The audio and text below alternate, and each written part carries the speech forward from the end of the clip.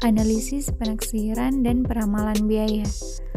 Biaya produksi dapat didefinisikan sebagai semua pengeluaran yang dilakukan oleh perusahaan untuk memperoleh faktor-faktor produksi dan bahan-bahan mentah yang akan digunakan untuk menciptakan barang-barang yang diproduksi perusahaan tersebut dalam jangka waktu pendek seperti mesin-mesin pabrik, dan dalam jangka waktu panjang seperti faktor pasar dan faktor bahan mentah.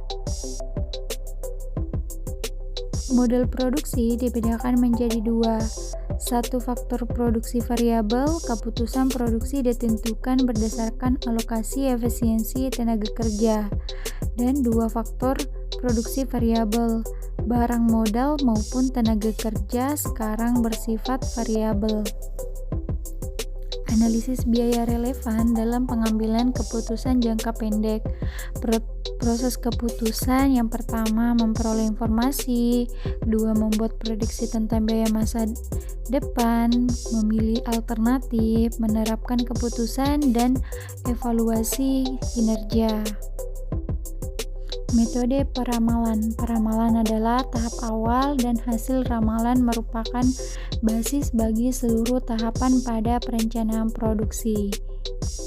Persyaratan penggunaan metode kuantitatif.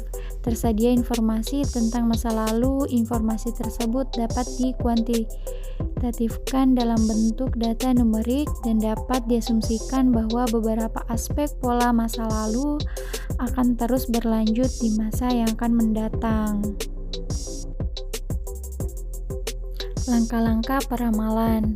Definisikan tujuan peramalan, plot data masa lalu, pilih metode yang paling memenuhi tujuan peramalan yang sesuai dengan plot data, hitung parameter fungsi peramalan untuk masing-masing metode, hitung fitting error untuk semua metode yang dicoba.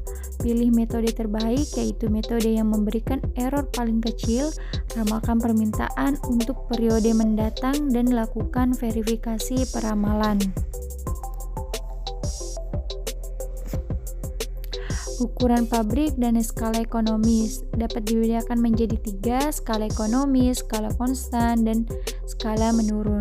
Suatu perusahaan dikatakan berhasil mencapai skala ekonomis internal apabila mampu mengurangi biaya dan meningkatkan volume produksi. Secara umum, perusahaan berskala besar memiliki modal yang besar pula sehingga mampu membeli stok bahan baku dalam jumlah yang besar pula. Estimasi empiris dan fungsi biaya. Yang pertama, masalah data dan pengukuran dalam mengestimasi fungsi biaya jangka pendek, mengestimasi fungsi biaya jangka panjang dengan cross-sectional regression analysis, dan mengestimasi fungsi biaya jangka panjang dengan teknik rekayasa dan survival.